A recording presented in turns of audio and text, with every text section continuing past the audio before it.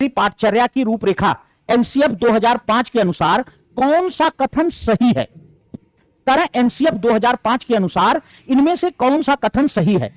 भाषा केवल जो है भाषा की कक्षा तक सीमित होनी चाहिए। देखो, जो चीज पीछे हमने आपको बताई, जो साथी पीछे से जुड़े आ रहे हैं उनको तो ये प्रश्न ये पढ़ते ही समझ में आ गया होगा कि इसका खेला तमाशा क्या है। मैंने आपको पहले भी बताया था मेरे दोस्त, अगर किसी भी विकल्प में केवल, मात्र ही, अगर इनमें से कोई भी लगा हो वो कभी सही नहीं होगा। क्यों? क्योंकि वो एकांगी होता है और एकांगी उत्तर कभी सही नहीं होता है।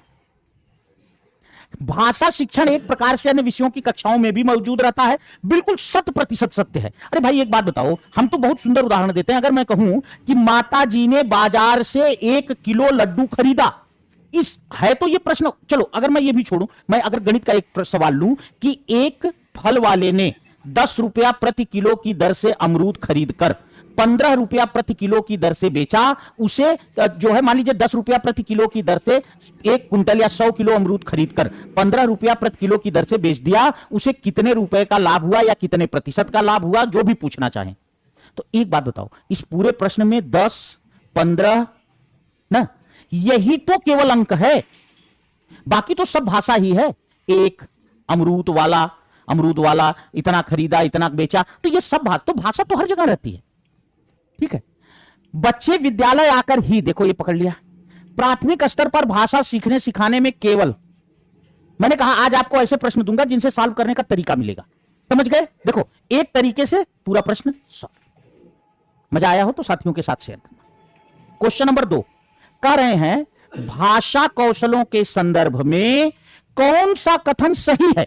किसके संदर्भ में? भाषा कौशल। भाषा कौशल क्या है? भाषा की कुशलता। और भाषा की कुशलता हम 4 प्रकार से प्राप्त करते हैं दोस्त, सुनकर, बोलकर, पढ़कर, लिखकर, और यही इनका क्रम है। और हमेशा ध्यान रखना कि इसीलिए सुबोपली, सुनना, बोलना, पढ़ना, लिखना, श्रवण कौशल, वाचन कौशल, पठन कौशल, लेखन कौशल, ये 4 इनका क्रम है। ये चीज दिमाग में रखना। चलिए, कह रहे हैं भाषा कौशलों के संदर्भ में कौन सा कथन सही है? सुनना, बोलना, पढ़ना और लिखना एक क्रम से सीखे जाते हैं, सीरियल वाइज। सु बो प ली, बिल्कुल सही है। सुनना और पढ़ना निष्क्रिय कौशल हैं, ऐसा नहीं है, चारों कौशल ही सक्रिय हैं। और आप ये भी देख रहे हैं भाई, ये चारों कौशल हमारे जो हैं, ये चारों सक्रिय कौशल हैं, ये निष्क्रिय नहीं है। ये चारों हमारे क्या हैं? ये चारों हमारे सक्रिय कौशल हैं। और इसमें सुनना पढ़ना निष्क्रिय कौशल कैसे हो सकता है? भाई ये चारों में से मुख्य है, इन चारों में से है, तो ये निष्क्रिय हो ही नहीं सकता। पढ़ना और लिखना कौशल में कोई संबंध नहीं है, खूब संबंध। अगर पढ़ने नहीं आया तो लिख नहीं पाओगे। मैं सच कह रहा हूं दोस्त, अगर कोई बच्चा पढ़ नहीं पाया ना, उसे लिखने में बहुत कठिनाई होगी। क्यों? मैं बताऊं, हम पहले क को पढ़ते हैं तब लिखते हैं, तो क को पढ़ते समय क की आकृति हमारे दिमाग में बैठती है। पढ़ते समय ही हम देख लेते हैं कि मुर्गी का अंडा, पुलिस का डंडा, हनुमान जी की पूंछ, क से कबूतर। ये चीज अगर पढ़ना ना हो तो ये आकृति हमारे दिमाग में नहीं बैठेगी, और जब ये आकृति नहीं बैठेगी तब ये लिखना बड़ा कठिन हो जाएगा। सभी कौशल एक दूसरे के साथ अंतः संबंधित होते हैं, बिल्कुल सही है। अब देखो, हाँ, इसमें जो है 2 उत्तर सही है। क्यों? सभी कौशल एक दूसरे के साथ अंतः संबंधित होते हैं।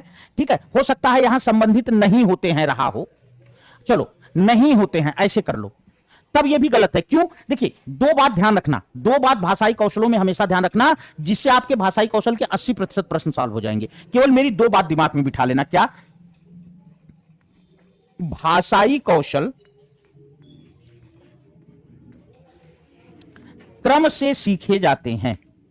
भाषाई कौशल क्रम से सीखे जाते हैं, नंबर 1। नंबर 2, भाषाई कौशल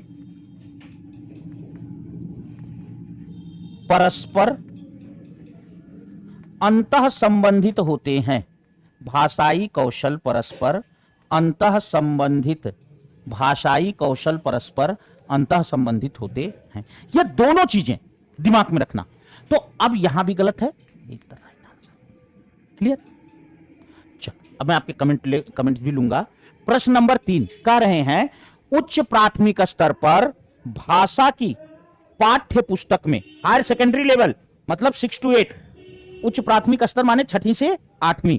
करें उच्च प्राथमिक स्तर पर भाषा की पाठ्य पुस्तक में विभिन्न प्रकार की साहित्यिक रचनाओं के समावेश का मुख्य उद्देश्य क्या है।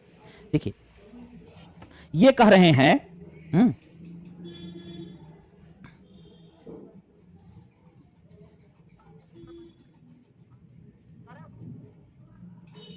हाँ कविता जी बिल्कुल, एक बार झूम के शेयर करेंगे, एक बार झूम के शेयर करेंगे। ठीक है चलिए, ए का उत्तर भी आ रहा है, बी का उत्तर भी आ रहा है।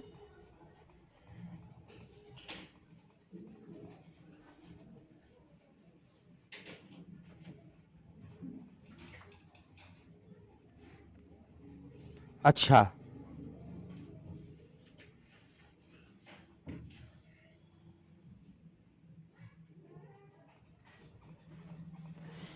देखिए अभी इन्होंने कहा, पता नहीं इन्होंने नाम किसका लिखा है मुझे नहीं पता लेकिन कुमारी अस्मिता भारती जी का संबंध आया, वो उत्तर आया पिछले प्रश्न के संदर्भ में। इन्होंने कहा कि सर जो है, इन्होंने कहा कि सर किसी ने कहा, अब नाम इन्होंने लिखा है मुझे समझ में नहीं आता है, समझ में नहीं आया। इन्होंने लिखा है कि उन्होंने लिखा है कि सुनना बोलना पढ़ना लिखना एक क्रम से सीखे नहीं जाते हैं बल्कि एक साथ सीखे जाते हैं ना। मेरे बेटे जिसने भी आपसे यह बात बताई है उससे करबद्ध निवेदन करना, क्योंकि गुरु से हमेशा यही काम करना चाहिए, कहना कि गुरुजी एक बार आप फिर से पढ़ो, पुस्तकें पढ़ो थोड़ा सा। उसका मैं रीजन बताऊं कि देखो बेटे, ये अगर ये एक साथ सीखे जाते तो फिर इनका अलग अलग विकास कैसे होता, आप बताओ। सबसे पहले श्रवण कौशल का विकास होता है, फिर वाचन का होता है, फिर पठन का होता है, फिर लेखन का होता है। तो आप और आपने देखा होगा सीटेट में कम से कम 4-5 बार यह प्रश्न आया हुआ है कि चारों भाषाई कौशलों का सही क्रम क्या है। तो अगर ये एक साथ सीखे जाते तो मेरे बच्चे इसमें क्रम वाला मैटर ही नहीं बनता। इसलिए मेरे बच्चे ये चीज अगर कोई आपसे कह रहा है तो आप उनसे कहना बड़े जो है मतलब एक तरह से बड़े आदर भाव से कि सर जो है थोड़ा सा इस चीज को एक बार आप फिर से देखें, क्योंकि ये क्रम से सीखे जाते हैं, ठीक है, एक साथ नहीं सीखे जाते। ये बात हमेशा ध्यान में रखें। चलो मेरे बच्चे कह रहे हैं उच्च प्राथमिक स्तर पर भाषा की पाठ्य पुस्तक में विभिन्न प्रकार की साहित्यिक रचनाओं के समावेश का क्या उद्देश्य है। विभिन्न प्रकार की साहित्यिक रचना मतलब समझ रहे हैं, कोई जीवनी से रिलेटेड है, कोई निबंध है, कोई कहानी है, कोई कविता है ना, कोई उपन्यास का भाग है, बिल्कुल कोई उपन्यास का भाग है। कक्षा 8 की किताब में वृंदावन लाल वर्मा जी का जो उपन्यास है झांसी की रानी, उसका कुछ भाग दिया गया है। अंतिम भाग जिस समय झांसी की रानी वीर गति को प्राप्त होती हैं, वह भाग 2-2.5 पेज जो है में पूरा दिया गया है। तो उपन्यास को, नाटक को, कहानी को, एकांकी को जो अलग अलग साहित्यिक विधाएं दी जाती हैं वो क्यों दी जाती हैं। अब पढ़िए, बच्चों को सभी प्रकार की साहित्यिक विधाओं में पारंगत करना है, दक्ष कराना है। विभिन्न प्रकार की साहित्यिक विधाओं की भाषाई संरचनाओं से परिचित होने का अवसर देना है। विभिन्न साहित्यिक विधाओं के प्रसिद्ध रचनाकारों से परिचित कराना है। पाठ्यपुस्तक निर्माण की परंपरा का निर्वहन करना है। यह पाठ्यपुस्तक निर्माण की परंपरा कोई दहेज की परंपरा नहीं है जिसका सब निर्वहन करें, ठीक है। तो ये जो है ये कोई परंपरा, ये चीज नहीं। साहित्यिक विधा रचना, देखो कहीं भी अगर रचनाकार से परिचय लिखा है वो उत्तर कभी सही नहीं है। अगर ये रचनाकार वाला जो है ये उत्तर कभी सही नहीं होगा, ध्यान रखना। अब दो चीजें, बच्चों को पारंगत करना, पारंगत करना ये शब्द सही नहीं है। क्यों? क्योंकि आप पारंगत नहीं कर रहे हैं। हाँ, विभिन्न प्रकार की साहित्यिक विधाओं की भाषा संरचनाओं से परिचित होने का अवसर देना। भाई बच्चा उपन्यास को भी जान सके, कैसे लिखा जाता है उपन्यास, किस तरह से होता है, बच्चा कहानी भी जान सके, नाटक भी जान सके, तो परिचित हो सके। ठीक है मेरे बच्चे, चलो क्वेश्चन नंबर 4 कह रहे हैं